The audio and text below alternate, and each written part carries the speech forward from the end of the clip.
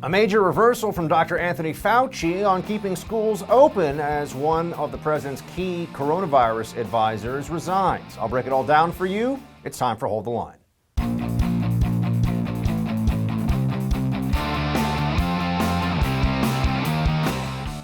Welcome to Hold the Line. I'm Buck Sexton. A big shakeup at the White House. Dr. Scott Atlas, a special advisor to President Donald Trump, who's been a vocal skeptic of many of the measures being used to control the coronavirus outbreak, well, he's abruptly announced his resignation. For months now, Dr. Atlas has been pilloried by the left and even some in the scientific community for daring to break with alarmists who continue to demand lockdowns and school closures. Fearmongers like Nancy Pelosi, who said this about reopening schools back in August. Are you confident that students and teachers will go back safely to school in the fall? No, I think what we heard from the secretary was malfeasance and dereliction of duty. This is appalling. They're messing. The president and his administration are messing with the health of our children. Going back to school presents the biggest risk for the spread of the coronavirus. Rule of thumb for politics in America: anytime Nancy Pelosi tells you it's about the children, she's lying to you. She said it wasn't just a risk, but the biggest risk for spreading the coronavirus. Here's how Dr. Atlas responded that same month, looking at the same data. Watch. As Nancy Pelosi says that this is the biggest risk to the spread of the virus if the kids go back in September. I think we have a different scale because that's just completely wrong and contrary to all the science. I'm not sure how many times it has to be said, but the risk to children from this disease for fatality is nearly zero. This is a level of hysteria. Like, this is something I feel like I'm living in a Kafka novel. We are willing to just simply destroy our children out of some bizarre notion that is completely contrary to the science. He was right. They were wrong. We were right. I've been saying this for months. The lockdown libs, the left, the Democrats, all the blue check MDs on Twitter, all over social media, who were saying, don't sacrifice our children, don't reopen schools. Of course, there was a presidential election in the background of all this too. Not that that mattered to anybody, I'm sure. They were all wrong. Wrong, false, got the answer to the test incorrect. I think we should all note that. Despite his departure from the White House, Dr. Atlas is not backing down. In his resignation letter posted to Twitter, Atlas writes, more and more, the relatively low risk to children of serious harms from the infection, the less frequent spread from children, and the severe harms from closing schools and society are all being acknowledged. Yeah, but not fast enough. This guy deserves an apology from many of his colleagues, certainly from the mainstream media. He's been right all along. But his resignation comes just as it appears the rest of the scientific community, including Dr. Fauci, is starting to come around to his position, also known as objective reality. Earlier this week, Fauci gave his most full-throated endorsement yet of keeping schools open during the pandemic. Close the bars and keep the schools open. The default position should be to try as best as possible within reason to keep the children in school or to get them back to school. If you look at the data, the spread among children and from children is not really very big at all, not like one would have suspected. So what changed, Dr. Fauci? The difference in the data? Well, guess what? The data has been telling us the same thing for months. In fact, the data all along has indicated that children were at almost no risk from this, but they are certainly at risk from schools being shut down and from people deciding that no longer do our children have a right to see each other, to live their lives, to be taught.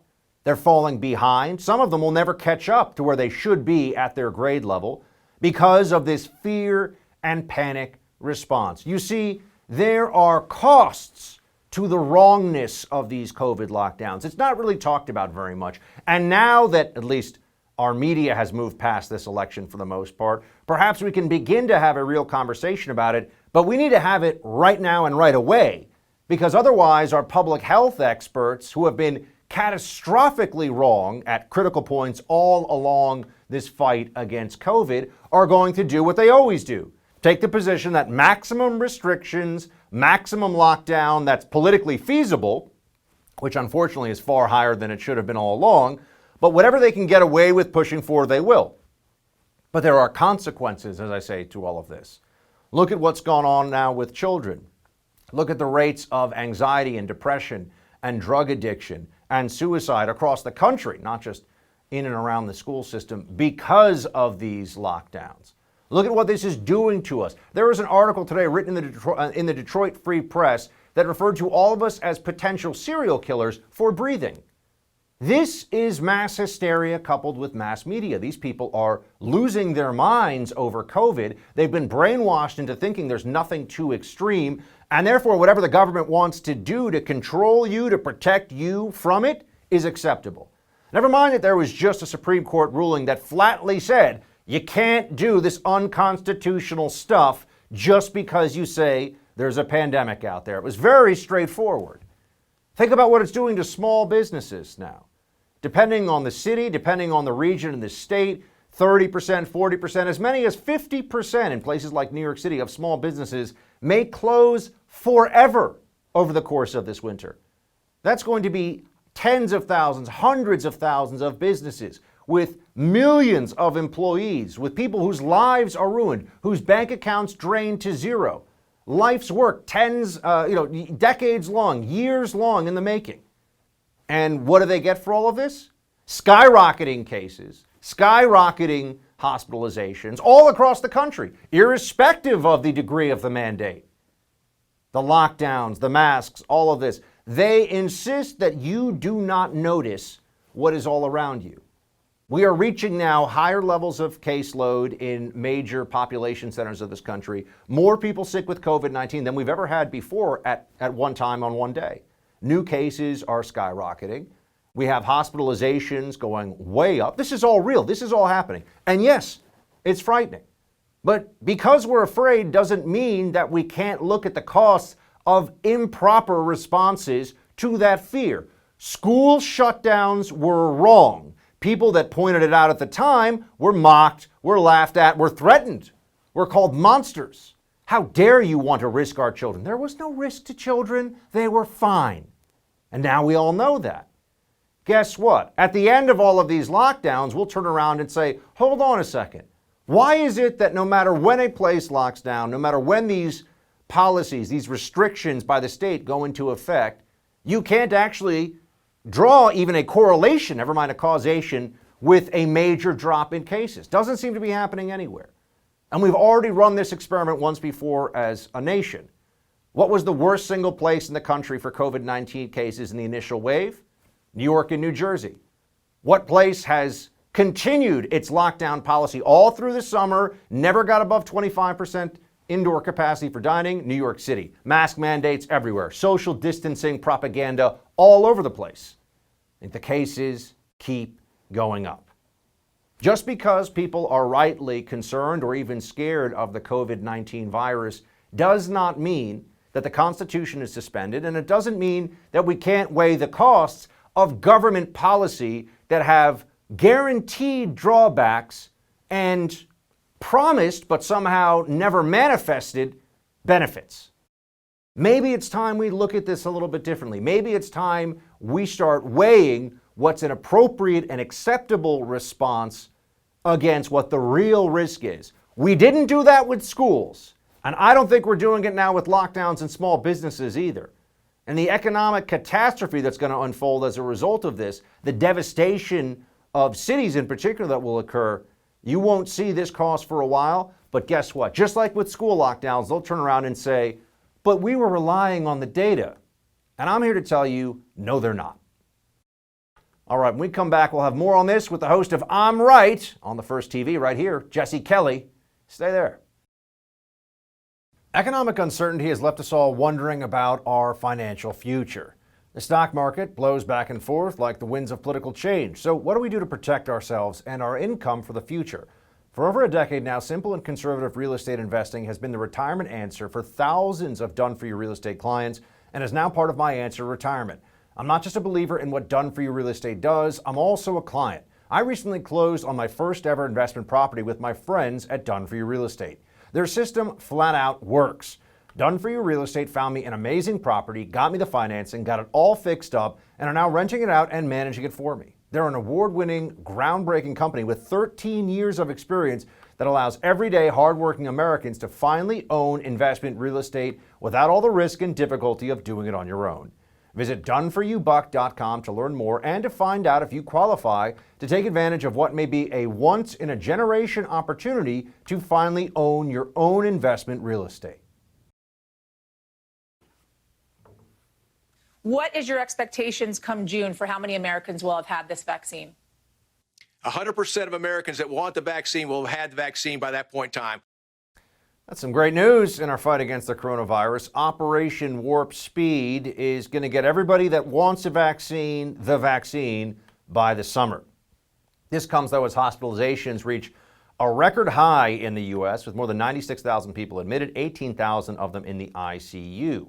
So what does this mean for the rest of the country? You guessed it, more of these insane restrictions. In New York, Governor Andrew Cuomo says he's leaning toward another lockdown if hospitals continue to see cases rise. Watch. If we hit a real hospitalization crisis, we could potentially do a New York pause.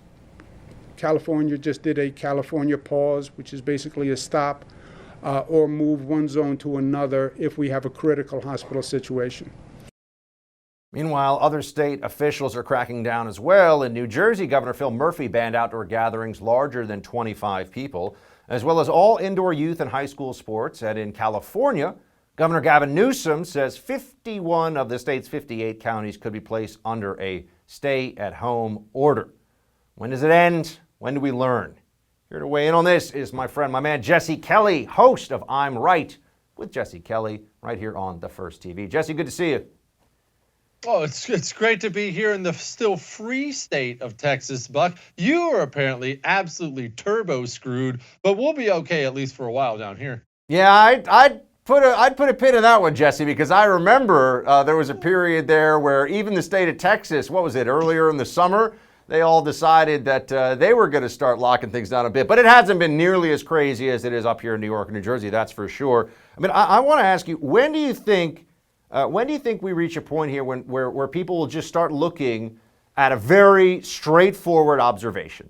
We have not opened up as a country, that we are not at normal, nothing even close to it. There's universal masking going on in major cities. All the data shows that, all the polls, everything. Just walk around the streets of New York. Everyone's wearing a mask. And indoors, everyone's wearing a mask. And yet here we are with cases higher than they were on a day-to-day basis than even at the height of the initial pandemic, when we were straight up being told by Dr. Fauci and others, you don't need to wear a mask. So what's the missing piece here for people to understand, Jesse? The government cannot protect you from this. The government does not know how to stop this. The missing piece for everybody is they do not realize the government is supposed to be afraid of you, and everybody's afraid of the government. It really comes down to that. People ask all the time when this stuff's going to end, because there's going to be a surge every cold and flu season. There's always going to be a new excuse. I don't want to hear about vaccines, because even once they give you the vaccine, you'll still be at risk of a new strain of this, because at no point in time in the history of mankind has a politician looked at the power he held in his hands and said, I think I'll give some back. That has never once happened.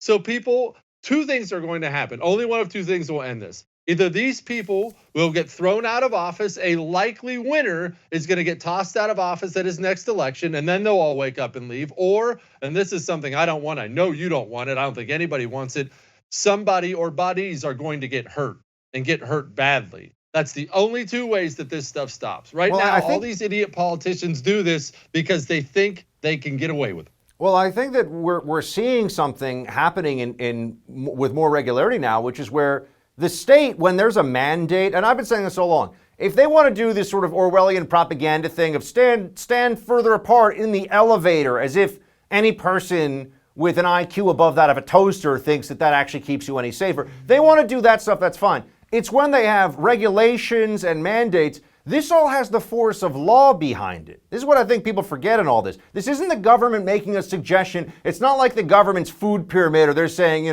don't eat 6 cheeseburgers a day or whatever. Sometimes you want to eat 6 cheeseburgers. I'm sorry, I thought this was America. But I'm saying eventually they do send people with guns to shut down your restaurant, your gym, your bar, perhaps even into your private home. And when you say, no, I don't want to obey your unconstitutional mandate, it's not even really a law, they're just making up as they go along, then we do have problems. And I think there's been enough of this now that people realize that's only going to grow.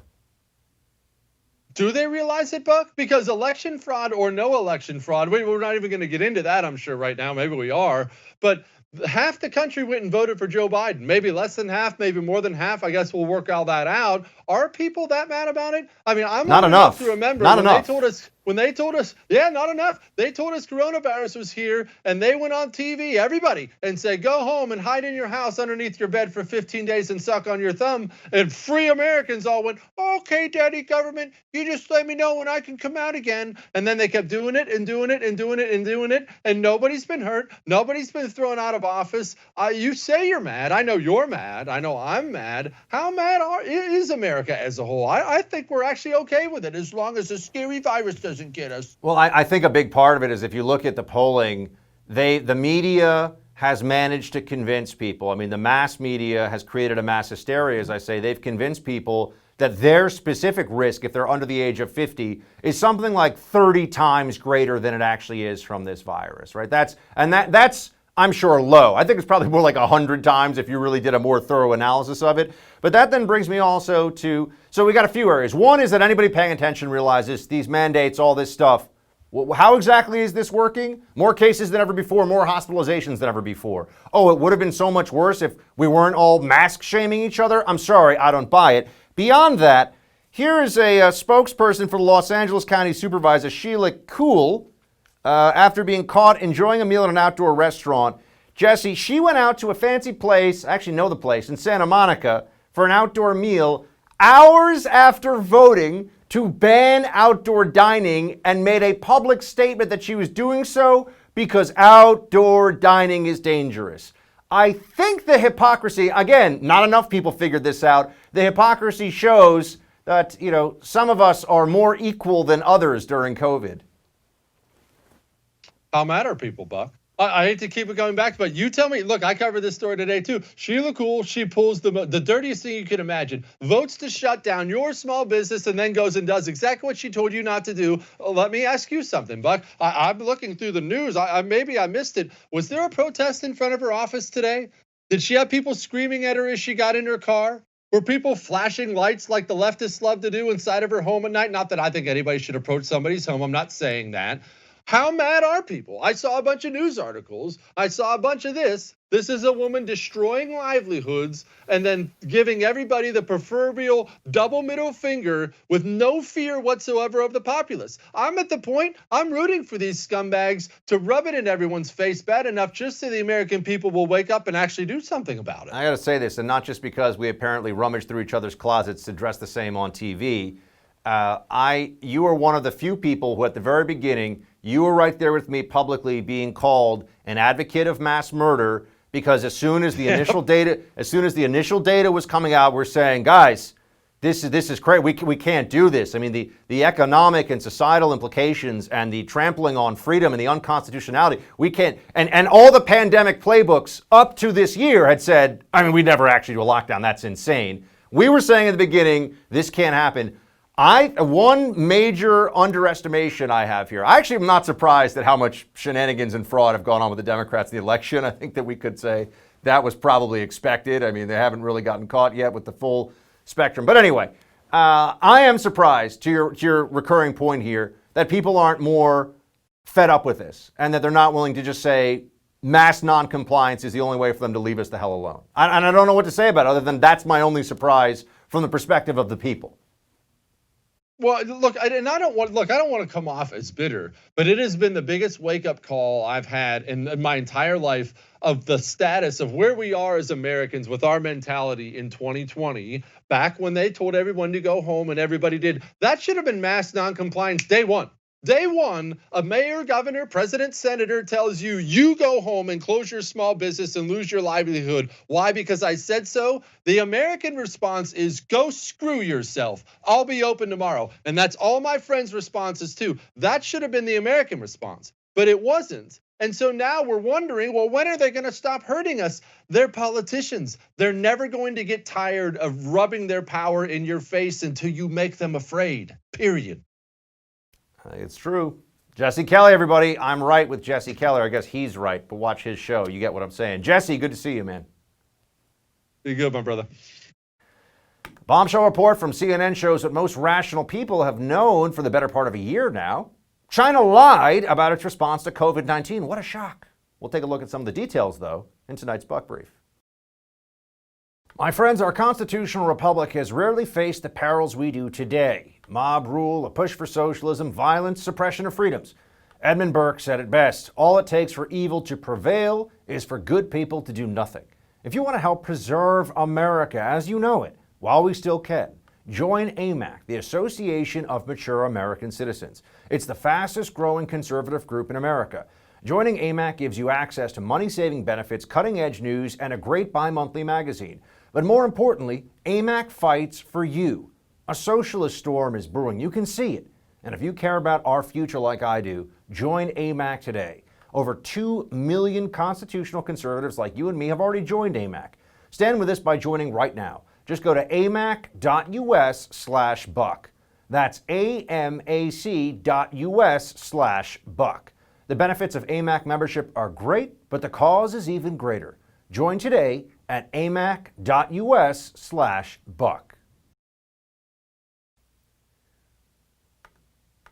A little over a year ago now, as COVID-19 was beginning its spread around the globe, the world sought answers.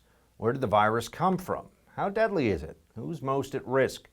Our so-called experts were perplexed, but all eyes ultimately turned to one place: China, the origin of this pandemic. We had hoped for transparency, honesty, and forthrightness, but look, we were dealing with the CCP, the Chinese Communist Party. So what we got were lies, half-truths, and shoddy cover-ups. All the hallmarks of the communist Chinese regime. With each passing day, we began to learn more, but now the pieces are really coming together. Today, we will examine all the communist mistruths surrounding the Wuhan flu on the Buck Brief.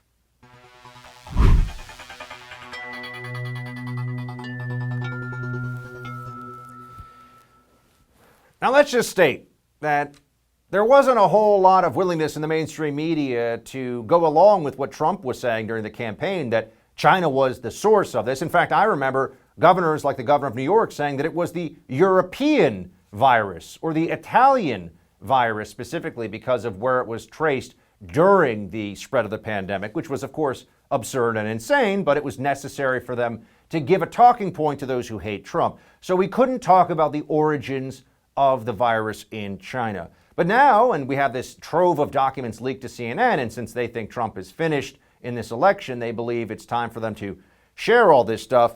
Leaked documents reveal China's mishandling of the early stages of COVID-19. Now, we've all known this all along, but it's very interesting because at different phases of this, we were led to believe, well, China was able to control the pandemic.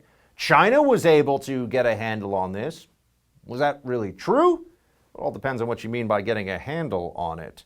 First of all, in February of this year, only 2/3 of new cases were actually reported. So on February 10th, Hubei officials reported just over 3,900 new COVID-19 cases, while internal documents show more than 50% more than that, with figures divided into subcategories. So understand this. This is not that they were missing cases and just didn't know, because that can certainly happen in a pandemic. The internal documents show that they were just lying. They were just trying to show people, oh, no, it's less than what we're telling you. It's less than, it's less than you think it is. And they were giving fake numbers. They were cooking the books. Daily cases, going back to March of 2020, were also underreported. You've got both daily new cases and total deaths appear underreported. And you can see here, reported to the public, 83 cases. In the documents, 115 cases. So at every stage here, they were trying to bring the numbers down to show that they had some idea of how best to control this thing.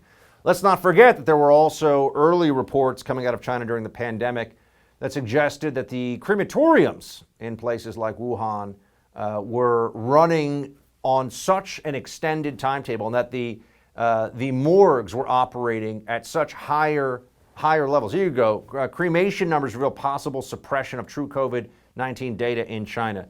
The Chinese Communist Party was never being forthright with the world or with its own people about just how bad the pandemic outbreak was there.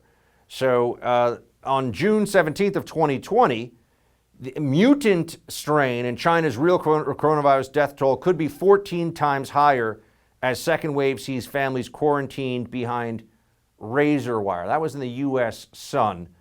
So there was a lot of reporting that that wasn't true, but we couldn't really trust what was coming out of China the whole time. So that means when you can't believe the numbers, when you see things like this, you say, hold on a second, what's really going on? And so there was a lot of misreporting about what was happening in China too. You had the cremation deaths. We showed you that one, another very important indicator here that there were problems. Oh, and China lied about the origin of it. New York Post back on April 5th said that China was, according to leaked intelligence, they were trying to pretend it wasn't from them. So here's just a short way of saying it. The CNN internal documents that have been published, and then the entire history of how China has presented this to the whole world shows that they were lying and that they made this a much greater risk for the international community, for the global community, than it would have otherwise been, because turns out an authoritarian regime might be good for, churning out with state-supported companies a whole lot of iPhones or sneakers or whatever, but not good at preparing itself or the world for dealing with a virus like this, because inherently they don't want there to be criticism of their handling. So what's the best way to do that? What's the best way to handle that? By suppressing the truth and suppressing important information. Even by the AP back on June 3rd of 2020, China delayed releasing coronavirus info, and this frustrated the World Health Organization. So while the rest of the world was scrambling to figure out what was going on here, China was making sure that it was a PR exercise first and not a medical and health emergency that it was sharing information with the rest of the world about. And we paid a price for this. There were consequences that came out of this. And I think that they should be held accountable. Although, does anyone think that a Biden administration is really going to hold China accountable for any of this? Does anybody believe that Joe Biden, who had his son trying to get money, as we know, from Chinese companies, Chinese businessmen to sell access, anyone think that they're really going to be tough on China? I think the answer is certainly no. But let's not forget who was at the basis of all of this, who was at the origin story of the COVID-19 pandemic. Chinese Communist Party, my friends, and we all paid a terrible price because of their disingenuousness, their delay, and yes, their outright lies. And now even CNN is printing documents about that, now that it's safe. Now that we don't have to focus on just Trump as the cause of the whole novel coronavirus. Well, the Trump campaign is turning its attention back to the state of Georgia. It's continuing its calls for a signature audit of absentee ballots. More on the campaign's latest legal maneuvers when we come back.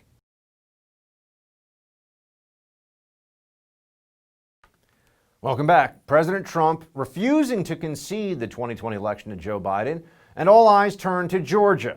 The campaign sent its fifth request to Georgia's Secretary of State for a signature audit as Trump ramps up his feud with the Republican governor there, tweeting, "Why won't Governor Brian Kemp, the hapless governor of Georgia, use his emergency powers, which can be easily done, to overrule his obstinate Secretary of State and do a match of signatures on envelopes?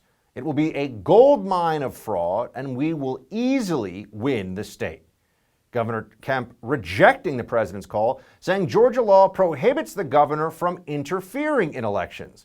Got this all going on as the Republican Secretary of State, Brad Raffensperger, announces 23 investigators are looking into more than 250 claims of voter fraud and irregularities, including absentee ballot problems, claims of people voting twice, people casting a dead person's ballot, and non-residents voting.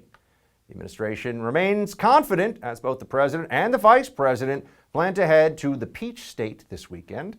But do they really have a clear path to victory? Here to weigh in is Heritage Foundation legal fellow and manager of Heritage's Election Law Reform Initiative, Hans von Spakovsky. Hans, good to see you. Thanks for having me. Let's start with Georgia, Hans. What's really going on here? We got signatures that aren't being matched. We've got multiple challenges, a certified vote. What's happening?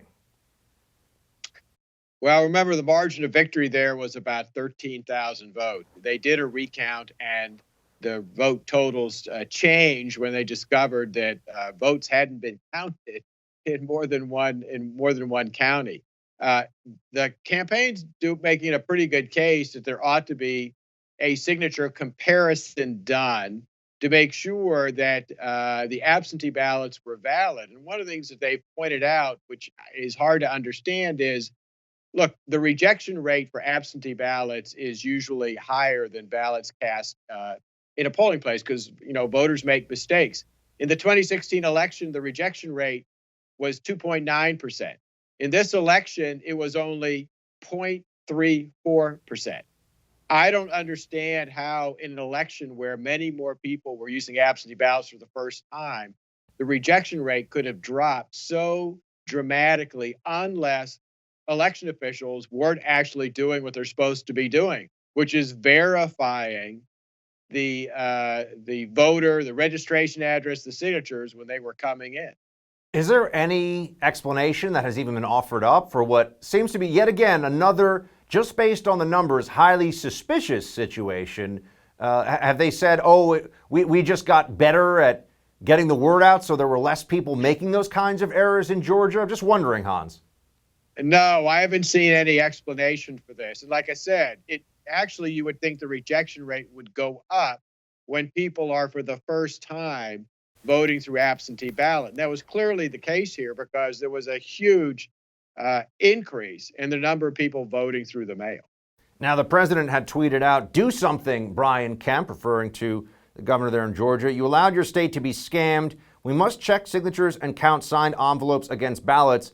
Then call off election. It won't be needed. We will all win. What's the tension here between what the president's saying and what's going on? Is Governor Kemp in a position to do something about this? I think everyone's looking at this, Hans, not just for the presidential election, but also because we have these Senate runoffs coming up.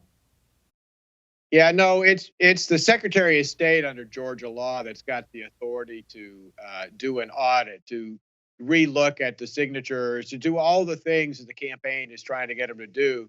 I don't think Georgia law allows the governor to override the Secretary of State. So really, it's the Secretary of State who can make this decision, not Governor Kemp.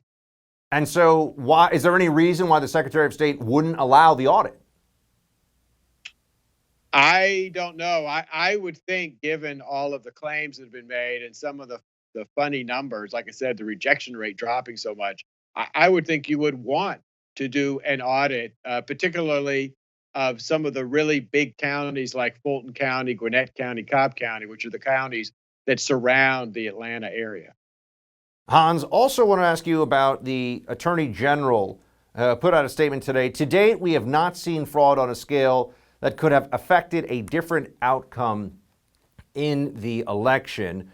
And the Trump legal team has already put out a response to them saying, with all due respect, there hasn't been any semblance of a Department of Justice investigation. We have gathered ample evidence. Let me ask you, I know you're not a one-man DOJ investigative team, so we're only going on what we can see here in the press and what the legal team has provided so far in public. But Hans, what aspect of what we've seen so far for this election do you think is most troubling and there's, for lack of a better way of putting it, the most meat on the bone when we're talking about fraud? Well, I think actually the biggest, most powerful case that the Trump administration has is probably in Pennsylvania, where you had state officials basically overriding state law and doing two things. One, allowing absentee ballots to be counted that came in after Election Day, which violates state law. And second, giving a cure process to voters so that they could come in and fix defective ballots where, for example, they didn't sign it, when again, state law doesn't allow that to happen. And that, I think both of those are very problematic changes in the rules that they weren't authorized to make.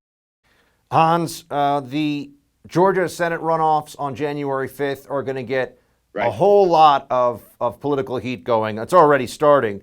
But right now, more than 900,000 people have requested absentee ballots in Senate runoffs, in these Georgia Senate runoffs. Do you feel like we have the safeguards in place and that there has been at least enough light shown on some of these issues that we can trust that the Georgia Senate runoff election is going to be conducted in accordance with the law? No, I'd be worried about it, particularly because just like in other counties, you've had allegations that, for example, absentee ballots in some places were accepted after the statutory deadline.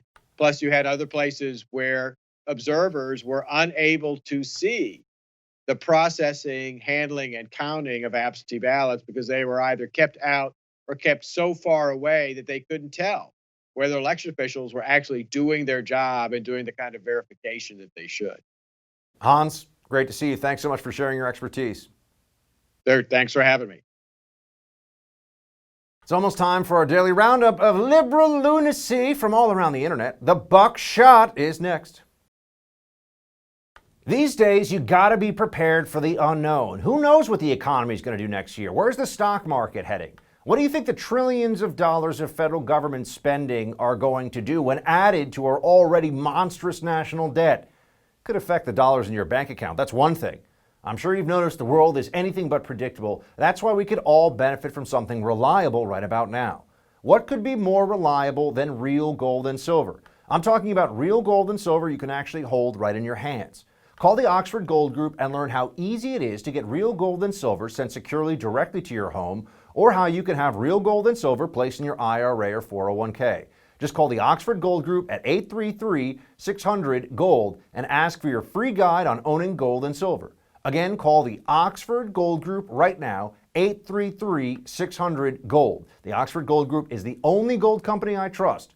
Call them right now, 833-600-GOLD. One more time, that's 833-600-GOLD. Big update on the Durham investigation, and Project Veritas has some shocking news for CNN Chief Jeff Zucker. Friends, time for the buckshot.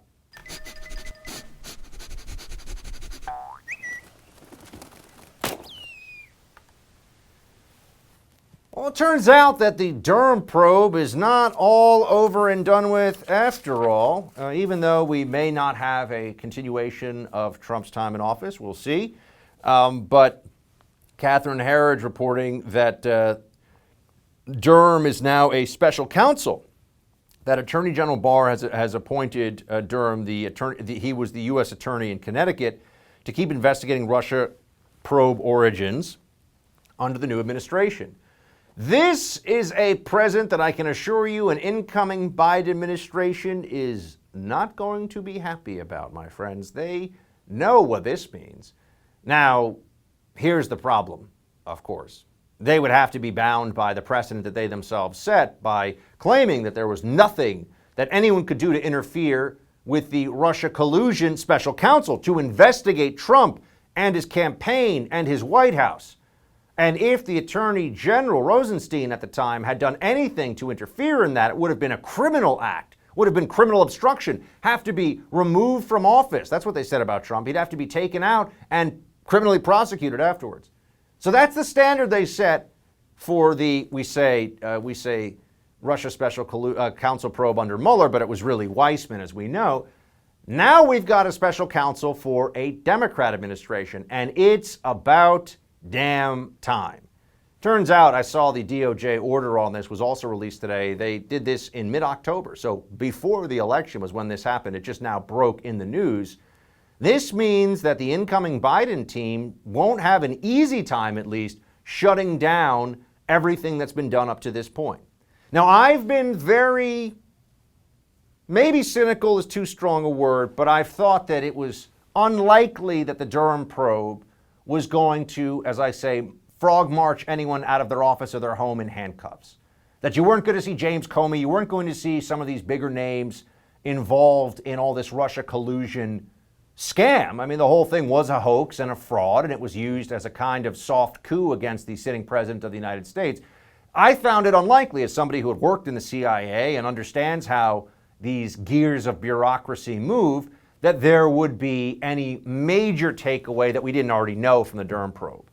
I have to tell you, this is the first time since it was announced that U.S. Attorney Durham was investigating the Russia collusion scam that I've thought maybe on this one I'll be wrong, and I'd be glad if that were the case, because we absolutely deserve justice. We need answers here. How did this ever happen? How was it that the FBI had FISA up and was lying in the FISA on a Trump campaign associate who no intelligent human being could have actually believed was a Russian operative colluding with the Kremlin to steal the election in 2016, and yet the top counterintelligence people, the very top of the FBI itself, believed it?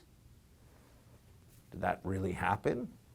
Who else was involved? What other evidence was fabricated? What was covered up? That's what we need a Durham probe for. And it seemed like it was just going to have to pack up its stuff and call it a day now that we may have this incoming Biden administration. But Attorney General Barr, who I've always thought was a principled man but also understands how the game is played and is not going to get rolled easily, he knows that setting this up now as a special counsel means that the work here will continue, and there is a hope.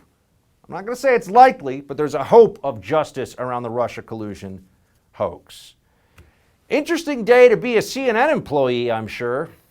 You've got James O'Keefe. We all know him from Project Veritas, and they do their undercover journalism, their various sting and clandestine efforts to get information that the mainstream media doesn't want us to have.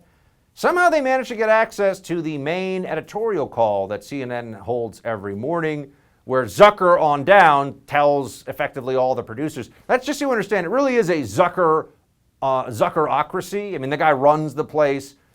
It's his little fiefdom. He does whatever he wants.